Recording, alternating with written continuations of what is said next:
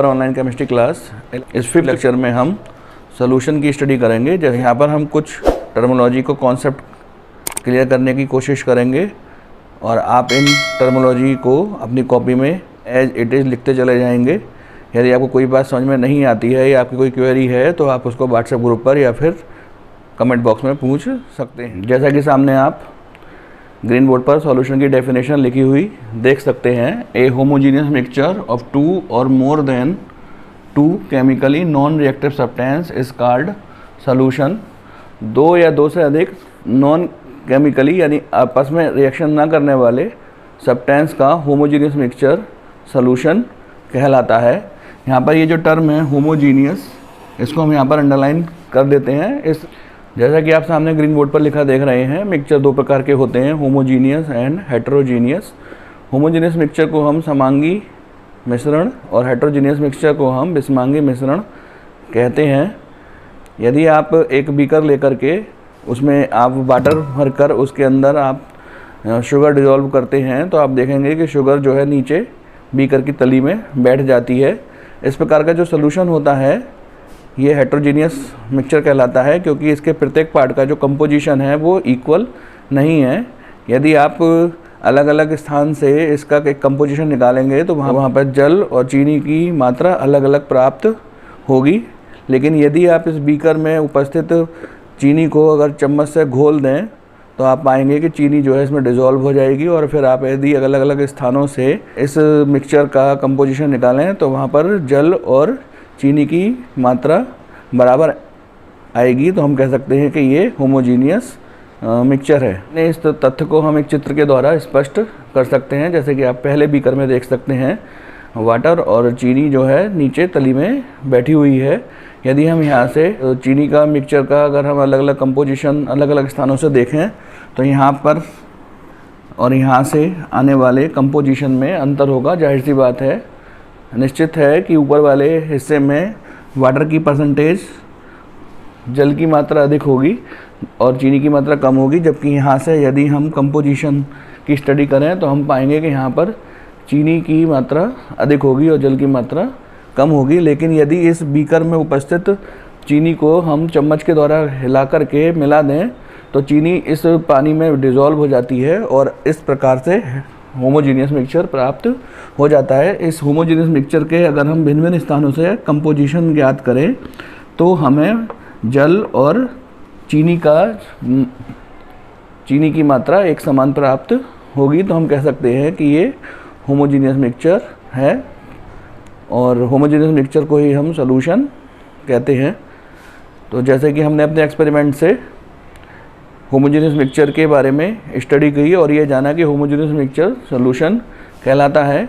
यदि कोई homogeneous mixture binary state में है, अर्थात उसके 2 कॉन्स्टिट्यूएंट हैं, तो एक कॉन्स्टिट्यूएंट को हम सॉल्वेंट बोलेंगे और एक कॉन्स्टिट्यूएंट को हम सॉल्यूट बोलेंगे। आप इसको सामने ग्रीन बोर्ड पर लिखा हुआ भी देख सकते हैं। Homogeneous mixture is called solution if a homogeneous mixture is in a binary, then the one constituent is called solute and the other is called solute। तो हमको अब ये ज्ञात करना है, हमको ये पता लगाना है कि इस कॉन्स्टिट्यूएंट में कौन सा पार्ट सॉल्यूट होगा और कौन सा पार्ट जो है सॉल्वेंट होगा।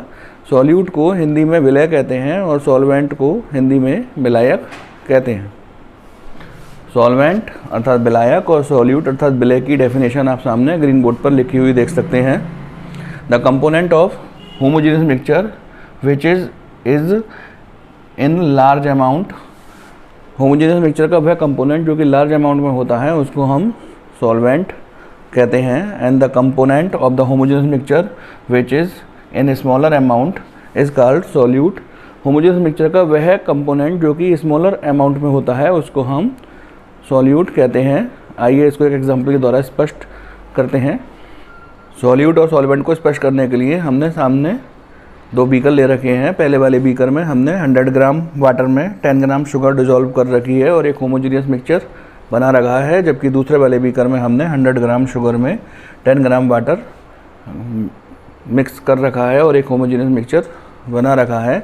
तो आपको जैसे कि सॉल्वेंट और सॉल्यूट की डेफिनेशन ज्ञात है, जिसमें आपने पढ़ा था कि वह कंपोनेंट जो कि अधिक मात्रा में होता है उसको हम सॉल्वेंट अर्थात विलायक कहते हैं, तो फर्स्ट वाले बीकर में वाटर सॉल्वेंट के रूप में कार्य करेगा क्योंकि ये अधिक मात्रा में है, जबकि दूसरे वाले बीकर में शुगर अधिक मात्रा में है। तो हम कह सकते हैं कि यहाँ पर शुगर सॉल्वेंट अर्थात विलायक के रूप में काम करेगी।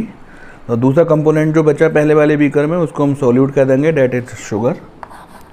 एंड सेकंड बीकर में वाटर कम अमाउंट में है तो वह सॉल्यूट के रूप में कार्य करेगा। तो हमने इस एक्सपेरिमेंट से ये जाना कि जो कंपोनेंट कम मात्रा में होता है उसको हम सॉल्यूट कहते हैं और जो कंपोनेंट अधिक मात्रा में होता है उसको हम सॉल्वेंट कहते हैं। सॉल्वेंट और सॉल्यूट की डेफिनेशन हम समझ चुके हैं, जैसे कि आप सामने ग्रीन बोर्ड पर देख सकते हैं। That component of solution that is in greater amount is called solute and that component which is in smaller amount is called solute.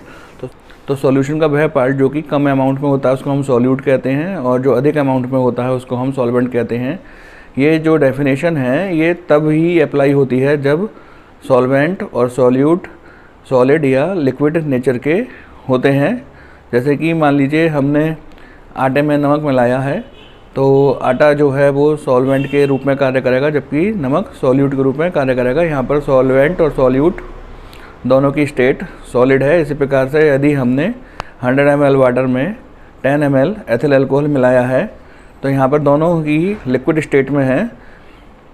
तो यहाँ पर जो अधिक अमाउंट में होगा हम उसको सॉल्वेंट बोलेंगे।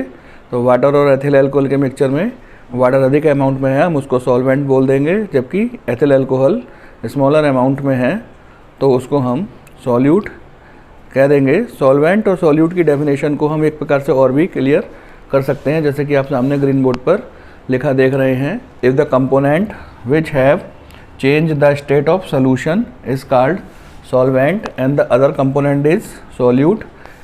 सामने जो आप डेफिनेशन लिखा देख रहे हैं ये तब अप्लाई होती है जब सॉल्वेंट और सॉल्यूट अलग अलग स्टेट में होते हैं।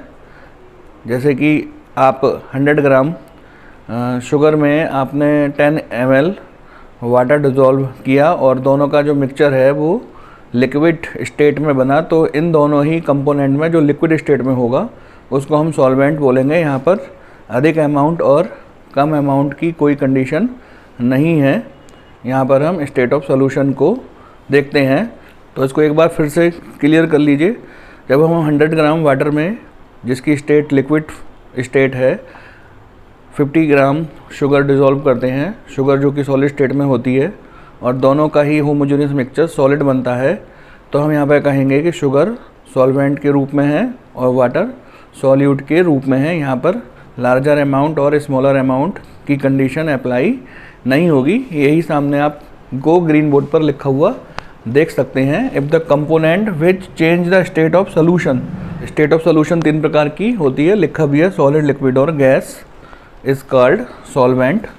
तो जैसी स्टेट सॉल्यूशन की है और उस स्टेट में जो कंपोनेंट होगा वह सॉल्वेंट कहलाएगा। इसको आप एक और एग्जांपल के द्वारा स्पष्ट कर सकते हैं। मान लीजिए आप 100 ml वाटर में आप 500 ग्राम जो है यूरिया घोलते हैं।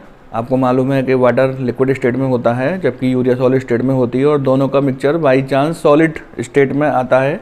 तो यहाँ पर जो कंपोनेंट सॉलिड फॉर्म में होगा वह सॉल्वेंट कहलाएगा। तो वाटर और यूरिया का सॉल्यूशन यदि आप बनाते हैं और वह लिक्विड स्टेट में बनता है तो दोनों ही पार्ट्स में जो लिक्विड स्टेट में होगा वह सॉल्वेंट कहलाएगा। तो जैसे हमने पहला एग्जाम्पल बोला था, उस पहले एग्जाम्पल में यूरिया सॉल्वेंट के रूप में थी क्योंकि वहाँ पर होमोजेनियस मिक्सचर सॉलिड बन रहा था, जबकि दूसरे वाले एग्जाम्पल में वाटर सॉल्वेंट के रूप में है क्योंकि यहाँ पर होमोजेनियस मिक्सचर लिक्विड स्टेट में बन रहा है। तो यदि हम 2 कंपोनेंट मिलाते हैं और दोनों ही कंपोनेंट में से जैसी नेचर सॉल्यूशन की होती है उसी नेचर का ही सॉल्वेंट होगा। तो यदि हम 2 अलग अलग स्टेट के कंपोनेंट मिलाते हैं तो उस के होमोजेनियस मिक्सचर में वह कंपोनेंट सॉल्वेंट के रूप में होगा जिसकी नेचर या जिसकी स्टेट सॉल्यूशन जैसी होगी। फर्स्ट सेशन में हमने सॉल्वेंट और सॉल्यूट को स्पष्ट किया, सॉल्वेंट को हम कैसे ज्ञात करेंगे और सॉल्यूट को कैसे ज्ञात करेंगे। इसी आधार पर हमने सॉल्यूशंस को क्लासिफाई किया है, आप सामने देख सकते हैं। Solution is classify on the basis of solvent and solute nature. There are 9 types of solution और उनकी स्टेट भी सामने लिखी हुई है। यहाँ पर हमने सॉल्वेंट और सॉल्यूट की नेचर के आधार पर सॉल्यूशन को क्लासिफाई करने का प्रयास किया है। यदि सॉलिड सॉल्वेंट और सॉल्यूट होगा तो इस प्रकार का जो सॉल्यूशन होगा वो सॉलिड ही होगा, क्योंकि दोनों ही सॉलिड फॉर्म में है। इसको आप कॉपर और Ag या कॉपर और Au के मिक्सचर के रूप में देख सकते हैं। दूसरा type of solution solid solvent में आपने लिक्विड डिसॉल्व कर रखा है, तो इस प्रकार का सॉल्यूशन भी सॉलिड सॉल्यूशन होगा, उसकी नेचर सॉलिड होगी। NaHg सॉल्यूशन, इसको अमलगम बोलते हैं, सोडियम अमलगम। तो जितने भी अमलगम सॉल्यूशन होंगे वो इसी नेचर के होंगे। Third one is solid solvent में आपने गैस सॉल्यूट डिसॉल्व कर रखा है और एक होमोजेनियस मिक्सचर बना रखा है, तो इस प्रकार का सॉल्यूशन भी सॉलिड स्टेट में होगा। इसका example solution of hydrogen in PD जो है वो हाइड्रोजन को एब्जॉर्ब कर लेती है और इस प्रकार से एक होमोजेनियस मिक्सचर बनाती है, जिसको हम hydrogen dissolve in PD solution बोलते हैं। इसका यूज़ हम कैटलिस्ट के रूप में करते हैं। सॉलिड सॉल्यूशन के बाद सामने आप ग्रीन बोर्ड पर लिक्विड सॉल्यूशन लिखे हुए देख सकते हैं। इसमें लिक्विड अधिक अमाउंट में होगा तो हम कह सकते हैं liquid is in form of solvent. जैसे कि यहाँ पर हमने पहले एग्जाम्पल के रूप में लिक्विड सॉल्वेंट में सॉलिड सॉल्यूट डिसॉल्व कर रखा है। इसका सबसे अच्छा example glucose dissolve in water. तो इस प्रकार का सॉल्यूशन जो है वो लिक्विड फॉर्म में होगा। लिक्विड सॉल्वेंट में लिक्विड सॉल्यूट डिसॉल्व कर रखा है, इसका सबसे अच्छा example ethanol dissolve in water. तो हम कह सकते हैं कि यह लिक्विड फॉर्म में सॉल्यूशन होगा, क्योंकि दोनों ही कंपोनेंट लिक्विड फॉर्म में हैं। Third one is liquid solvent में हमने गैस डिसॉल्व कर रखी है, O2 डिसॉल्व इन वाटर। इस प्रकार का जो सॉल्यूशन होगा वह लिक्विड सॉल्यूशन कहलाएगा, क्योंकि यहाँ पर तीनों ही केस में सॉल्वेंट लिक्विड फॉर्म में है। सॉलिड नेचर के सॉल्यूशन, लिक्विड नेचर के सॉल्यूशन के बाद सामने आप ग्रीन बोर्ड पर गैसेस सॉल्यूशन लिखे हुए देख सकते हैं। इसमें गैसेस अमाउंट सॉल्वेंट के रूप में होगा।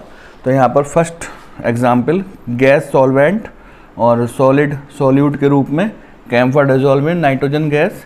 इस प्रकार का सॉल्यूशन गैसियस फॉर्म में होगा और यहाँ पर नाइट्रोजन सॉल्वेंट के रूप में कार्य करेगा। Second example is gas solvent में हमने लिक्विड सॉल्यूट डिसॉल्व कर रखा है, क्लोरोफॉर्म इन nitrogen gas. Chloroform liquid state में होती है जबकि नाइट्रोजन गैसियस स्टेट में होती है। तो इस प्रकार का जो सॉल्यूशन होगा जिसमें कि क्लोरोफॉर्म नाइट्रोजन में डिसॉल्व होगी वह एक गैसियस सॉल्यूशन होगा, जिसमें कि नाइट्रोजन गैस सॉल्वेंट के रूप में कार्य करती है। Third one is gas solvent में हमने गैस सॉल्यूट डिसॉल्व कर रखा है। इसका सबसे अच्छा एग्जाम्पल एयर जो है ऑक्सीजन और नाइट्रोजन का मिक्सचर है। आप इस टेबल को अपनी कॉपी में एज इट इज़ बना लीजिएगा और यदि कोई आपकी क्वेरी है या कोई क्वेश्चन है तो आप उसको व्हाट्सएप ग्रुप पर पूछ सकते हैं। सॉल्यूशन के सेंस में जितनी हमारी टर्मोलॉजी थी कि सॉल्वेंट क्या होता है, सॉल्यूट क्या होता है, इसको हम समझ चुके हैं। टाइप ऑफ सॉल्यूशन भी हम जानते हैं। भिन्न प्रकार के सॉल्यूशन बनाने आपने सीखे। आपने 100 ml वाटर में 10 ग्राम यूरिया डिसॉल्व किया और एक होमोजेनियस मिक्सचर बनाया। दूसरा एग्जाम्पल आपने 100 ml वाटर में 10 ग्राम शुगर डिसॉल्व की और आपने एक होमोजेनियस मिक्सचर बनाया। तो इस सेशन में हम सॉल्यूशन की कंसंट्रेशन को समझने का प्रयास करेंगे। सॉल्यूशन की कंसंट्रेशन का अर्थ होता है कि किसी भी सॉल्यूशन के अंदर सॉल्वेंट की कितनी अमाउंट प्रेजेंट है, इसको हम कंसंट्रेशन ऑफ सॉल्यूशन कहते हैं। इसको ज्ञात करने के अनेक मेथड हैं। इनको हम 2 यूनिट्स में डिवाइड कर सकते हैं, physical method and chemical method.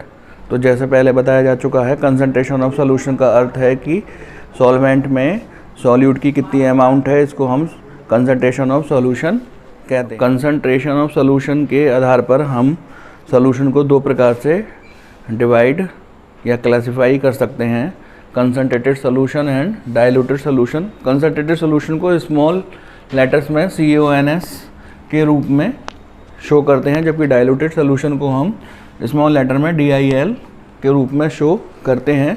तो कंसंट्रेटेड सोल्यूशन क्या होता है या डाइल्यूटेड सोल्यूशन क्या होता है, इसको हम एक एग्जांपल के द्वारा समझने का प्रयास करते हैं।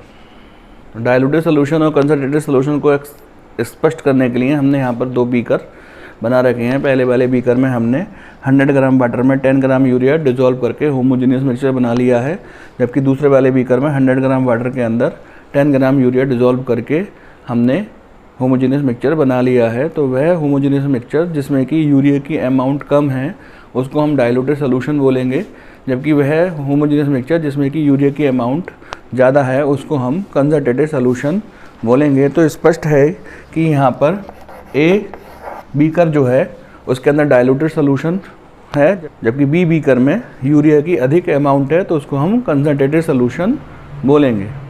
तो यहाँ पर हमने एक एग्जांपल के द्वारा कंसंट्रेटेड सोल्यूशन और डाइल्यूटेड सोल्यूशन के बारे में समझा।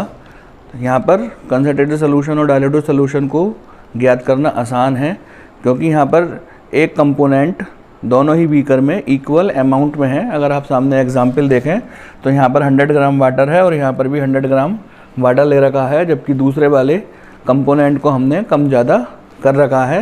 यहाँ पर 10 ग्राम यूरिया पहले वाले बीकर में डिज़ोल्व है और दूसरे वाले बीकर में 20 ग्राम यूरिया डिज़ोल्व है।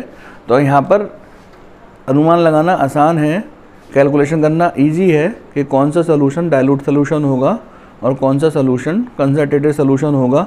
तो वह सोल्यूशन जिसमें कि सॉल्यूट की अमाउंट ज़्यादा मात्रा में है को हम कंसंट्रेटेड सोल्यूशन बोलेंगे।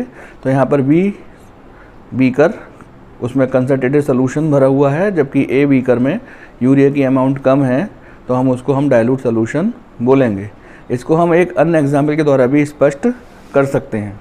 तो जो हमने अभी एग्जाम्पल समझा था उसमें सॉल्वेंट दोनों ही बीकर में इक्वल अमाउंट में थे, जबकि अब ये एग्जाम्पल आप सामने देख रहे हैं इसमें सॉल्यूट इक्वल अमाउंट में है। यहाँ पर 200 ग्राम वाटर के अंदर 10 ग्राम यूरिया डिज़ोल्व कर रखा है, जबकि यहाँ पर 100 ग्राम वाटर के अंदर 10 ग्राम यूरिया डिज़ोल्व कर रखा है। तो आपको यहाँ पर कैलकुलेशन करनी है कि कौन सा सोल्यूशन कंसंट्रेटेड सोल्यूशन होगा और कौन सा सोल्यूशन डाइल्यूटेड सोल्यूशन होगा। तो यहाँ पर ये जो पहला वाला जो बीकर है जिसमें कि ज़्यादा सॉल्वेंट में उतना ही अमाउंट हमने सॉल्यूट का डिज़ोल्व कर रखा है, ये डाइल्यूटेड सोल्यूशन होगा, जबकि यहाँ पर कम सॉल्वेंट में हमने उतने ही अमाउंट में सॉल्यूट डिज़ोल्व कर रखा है।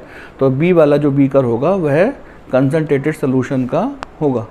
कंसंट्रेटेड सोल्यूशन और डाइल्यूटेड सोल्यूशन को ज्ञात करने के लिए हमने 2 भिन्न एग्जाम्पल लिए। पहले वाले एग्जाम्पल में हमने सॉल्वेंट की इक्वल अमाउंट ले रखी थी, जबकि दूसरे वाले एग्जाम्पल में हमने सॉल्यूट की इक्वल अमाउंट ले रखी थी और हमने कैलकुलेट करके ये ज्ञात किया कि कौन सा सोल्यूशन डाइल्यूट सोल्यूशन है और कौन सा सोल्यूशन कंसंट्रेटेड सोल्यूशन है।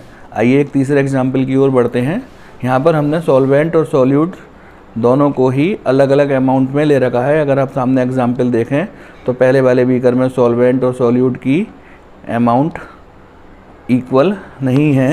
यहाँ पर 95 ग्राम वाटर में 8 ग्राम यूरिया डिज़ोल्व कर रखा है, जबकि यहाँ पर 97 ग्राम वाटर के अंदर हमने 8.5 ग्राम यूरिया डिज़ोल्व कर रखा है। और हमको ये कैलकुलेट करना है कि कौन सा सोल्यूशन डाइल्यूट सोल्यूशन है और कौन सा सोल्यूशन कंसंट्रेट सोल्यूशन है। तो पहले वाले जो 2 एग्जाम्पल थे उसमें तो डाइल्यूट सोल्यूशन और कंसंट्रेटेड सोल्यूशन ज्ञात करना इजी था, जबकि यहाँ पर थर्ड एग्जाम्पल में डाइल्यूट सोल्यूशन और कंसंट्रेटेड सोल्यूशन को कैलकुलेट करना थोड़ा सा टफ है। तो ये जो हमारा सामने टॉपिक है कंसंट्रेशन ऑफ सोल्यूशन, इस टॉपिक का उद्देश्य ही यही है कि हम किस प्रकार से कैलकुलेट करेंगे कि कौन सा सोल्यूशन डाइल्यूट सोल्यूशन है या कंसंट्रेट सोल्यूशन है। डाइल्यूट सोल्यूशन और कंसंट्रेट सोल्यूशन को ज्ञात करने के 2 मेथड हैं, एक फिजिकल मेथड है और एक केमिकल मेथड है। फिजिकल मेथड्स में परसेंटेज ऑफ सोल्यूशन की बात की जाती है, पार्ट्स पर मिलियन की बात की जाती है, जबकि केमिकल मेथड में हम molarity, molality, mole fraction, normality की स्टडी करते हैं। सोल्यूशन की कंसंट्रेशन क्या होती है इसको हम विभिन्न एग्जाम्पल के द्वारा समझ चुके हैं। सोल्यूशन की कंसंट्रेशन को हम किस प्रकार से ज्ञात कर सकते हैं इसको सामने आप एक फ्लो चार्ट के माध्यम से समझ सकते हैं। सोल्यूशन की कंसंट्रेशन ज्ञात करने के 2 मेथड हैं, इनको हम टर्म बोलते हैं, in physical term, in chemical term. जैसे कि आप सामने फ्लो चार्ट में देख रहे हैं, फिजिकल टर्म्स में हम concentration in percentage and concentration in parts पर मिलियन, जिसको कि ppm बोला जाता है, इसमें ज्ञात करते हैं, जबकि इन केमिकल टर्म हम सॉल्यूशन की कंसंट्रेशन को मोलरिटी, मोलेलिटी, नॉर्मेलिटी और मोल फ्रैक्शन में ज्ञात कर सकते हैं। मोलरिटी को हम कैपिटल M के द्वारा शो करते हैं, मोलेलिटी को हम स्मॉल m के द्वारा शो करते हैं, नॉर्मेलिटी को हम कैपिटल N के द्वारा शो करते हैं और मोल फ्रैक्शन के लिए एक सिंबल काई का यूज़ करते हैं। फिजिकल टर्म्स में हम दो प्रकार से सॉल्यूशन की कंसंट्रेशन ज्ञात कर सकते हैं, concentration in percentage, concentration in parts पर मिलियन। कंसंट्रेशन इन परसेंटेज में हम सॉल्यूट की तुलना 100 पार्ट्स ऑफ सॉल्यूशन से कर देते हैं, जबकि कंसंट्रेशन इन पार्ट्स पर मिलियन में हम सॉल्यूट के अमाउंट की तुलना 1 मिलियन अर्थात 10⁶ पार्ट ऑफ सॉल्यूशन से करते हैं। हम जानते हैं कि सॉल्यूशन में सॉल्यूट की अमाउंट बहुत कम होती है। सॉल्यूट की अमाउंट कम होने के कारण कंसंट्रेशन इन परसेंटेज में कंसंट्रेशन मेजर करना सुविधाजनक प्रोसेस नहीं है। इसलिए हम कंसंट्रेशन सॉल्यूशन को सुविधाजनक बनाने के लिए पार्ट्स पर मिलियन में सॉल्यूशन की कंसंट्रेशन निकालते हैं। ppm का यूज़ अधिकांशतः हम एयर पोल्यूशन, वाटर पोल्यूशन में करते हैं। एयर पोल्यूशन के अंदर जो हार्मफुल पार्टिकल्स हैं वो किस रेशियो में हैं, या वाटर के अंदर जो हार्मफुल पार्टिकल्स हैं वो 10⁶ के या 1 मिलियन के रेस्पेक्ट में कितने पार्ट्स में हैं, इसको हम पार्ट्स पर मिलियन में यूज़ करते हैं। आइए concentration of solution in percentage समझते हैं। Concentration of solution in percentage हम 3 मेथड से ज्ञात कर सकते हैं, जो कि हमारे पास उपस्थित सॉल्यूट और सॉल्वेंट की क्वांटिटी पर डिपेंड करती है। यदि सॉल्यूट और सॉल्वेंट ग्राम में दे रखे होंगे तो हम परसेंटेज बाई वेट निकालेंगे, जिसको हम स्मॉल w अपॉन कैपिटल W के रूप में शो करते हैं। यदि सॉल्यूट और सॉल्वेंट की क्वांटिटी वॉल्यूम में दे रखी होगी, मिलीलीटर में दे रखी होगी, तो हम परसेंटेज बाई वॉल्यूम, जिसको कि हम स्मॉल v अपॉन कैपिटल V से शो करते हैं, ज्ञात करेंगे। जैसे कि आप सामने इनकी डेफिनेशन लिखी हुई देख सकते हैं। Percentage by weight is equal to mass of solute in gram upon mass of solution in gram into 100%। Weight of solute dissolve in 100 gram of solution is called percentage by weight. इसी प्रकार से percentage by volume, जिसको कि हम small v अपॉन capital V के रूप में शो करते हैं, volume of solute in ml upon volume of solvent in ml into 100%। इसको इस प्रकार से समझा जा सकता है, volume of solute dissolve in 100 ml of solution. Concentration of solution in percentage में तीसरी यूनिट ओनली परसेंटेज है। यहाँ पर ये बात ध्यान देने योग्य है, यदि न्यूमेरिकल में परसेंटेज बाई वेट देगा तो वह उसको मेंशन करेगा कि ये जो परसेंटेज बाई वेट है। यदि परसेंटेज बाई वॉल्यूम होगा तो वह न्यूमेरिकल में मेंशन करेगा कि ये परसेंटेज बाई वॉल्यूम है। यदि न्यूमेरिकल में सॉल्यूट की परसेंटेज को मेंशन नहीं कर रखा है कि वह कौन सी परसेंटेज है, बाई वेट है या बाई वॉल्यूम है, तो वह तीसरे प्रकार की परसेंटेज होगी, जिसको हम ओनली परसेंटेज कहते हैं। इसका फॉर्मूला इस प्रकार है, percentage is equal to weight of solute in gram upon volume of solution in ml into 100%। Weight of solute dissolve in 100 ml of solution is called only percentage.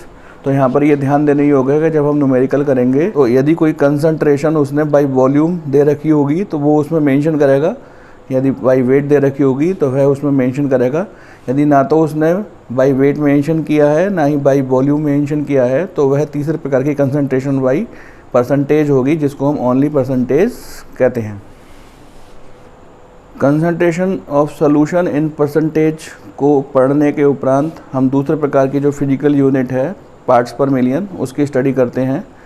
Parts पर million concentration of solution in percentage की तुलना में अधिक सुविधाजनक unit है, क्योंकि हम जानते हैं कि सॉल्यूट सॉल्वेंट के अंदर या सॉल्यूशन में बहुत कम मात्रा में होता है। उसको बोलना थोड़ा सा, उसकी अमाउंट को बोलना थोड़ा सा कठिन होता है, तो उसकी अमाउंट को सुविधाजनक तरीके से बोला जा सके, इसलिए हम पार्ट्स पर मिलियन यूनिट का यूज़ करते हैं। यदि हम concentration in percentage and concentration in parts पर मिलियन की तुलना करें तो दोनों में केवल एक ही डिफरेंस है कि कंसंट्रेशन इन परसेंटेज में हम सॉल्यूट के अमाउंट की तुलना 100 पार्ट्स से करते हैं, जबकि कंसंट्रेशन इन ppm में सॉल्यूट के अमाउंट की तुलना हम 1 मिलियन अर्थात 10⁶ पार्ट्स से करते हैं। सामने आप इनकी डेफिनेशन लिखी हुई देख सकते हैं। जिस प्रकार से कंसंट्रेशन इन परसेंटेज 3 प्रकार का होता है, उसी प्रकार से कंसंट्रेशन इन ppm भी 3 प्रकार का होता है। नंबर 1 ppm बाई वेट, इसको स्मॉल w अपॉन कैपिटल W के रूप में शो करते हैं। ppm by weight is equal to mass of solute in gram upon mass of solution in gram into 10⁶। इसकी डेफिनेशन आप सामने लिखी हुई देख सकते हैं। Wait of solute in gram dissolve in 10⁶ part of solution is called ppm by weight. इसी प्रकार से ppm बाई वॉल्यूम को हम स्मॉल v अपॉन कैपिटल V से शो करते हैं। इसका फॉर्मूला आप सामने लिखा हुआ देख सकते हैं। ppm by volume is equal to volume of solute in ml upon volume of solution in ml into 10⁶। Volume of solute dissolve in 10⁶ part of solution is called the ppm by volume। Concentration in percentage के समान concentration in ppm भी 3 प्रकार की होती है। जैसा कि आपको कंसंट्रेशन इन परसेंटेज में समझाया गया था, ठीक वैसा ही कंसंट्रेशन इन ppm के बारे में भी कहा जा सकता है। यदि ppm बाई वेट होगी तो वह न्यूमेरिकल में मेंशन करेगा, यदि ppm बाई वॉल्यूम होगी तो वह न्यूमेरिकल में मेंशन करेगा। यदि केवल ppm ही लिख रखा है तो उसका अर्थ है wait of solute in gram upon volume of solution in ml into 10⁶, अर्थात weight of solution dissolve in 10⁶ part of solution is called only ppm। Physical term में कंसंट्रेशन किस प्रकार से ज्ञात करते हैं, ये सभी मेथड हम सीख चुके हैं। यदि हम अपने वीडियो लेक्चर को रिमाइंड करें और 19 मिनट के वीडियो लेक्चर पर पहुंचे हैं तो वहां पर हमने एक एग्जाम्पल लिया है जिसका कंसंट्रेशन निकालना थोड़ा सा कठिन था, लेकिन अब चूंकि हम सभी मेथड पढ़ चुके हैं तो आइए उस एग्जाम्पल की पुनः स्टडी करते हैं। जैसे कि आप सामने ग्रीन बोर्ड पर देख सकते हैं। एग्जाम्पल नंबर 3 में हमने 2 बीकर लिए थे। पहले वाले बीकर में हमने 85 ग्राम वाटर के अंदर 8 ग्राम यूरिया डिज़ोल्व की थी, जबकि दूसरे वाले बीकर में 97 ग्राम वाटर के अंदर 8.5 ग्राम यूरिया डिज़ोल्व की थी। चूँकि यहाँ पे सॉल्वेंट और सॉल्यूट दोनों ही डिफरेंट अमाउंट में हैं, तो किस प्रकार से हम इस सॉल्यूशन की कंसंट्रेशन ज्ञात कर सकते हैं, हमें कैसे ज्ञात होगा कि कौन सा सॉल्यूशन डाइल्यूट सॉल्यूशन है और कौन सा सॉल्यूशन कंसंट्रेट सॉल्यूशन है। तो अब हम अपने परसेंटेज मेथड से इस सॉल्यूशन की डाइल्यूट सॉल्यूशन और कंसंट्रेट सॉल्यूशन ज्ञात कर सकते हैं। जैसे कि आप सामने ग्रीन बोर्ड पर लिखा हुआ देख सकते हैं। पहले वाले बीकर में wait of solute 8 gram, weight of solvent 95 ग्राम, दोनों को ऐड कर दिया हमने। इस प्रकार हमने वेट ऑफ सॉल्यूशन प्राप्त कर लिया जो कि 103 ग्राम है। और हमने small w by capital W वाली परसेंटेज फार्मूला लगा करके इसका परसेंटेज हमने ज्ञात कर लिया जो कि 7.76% है।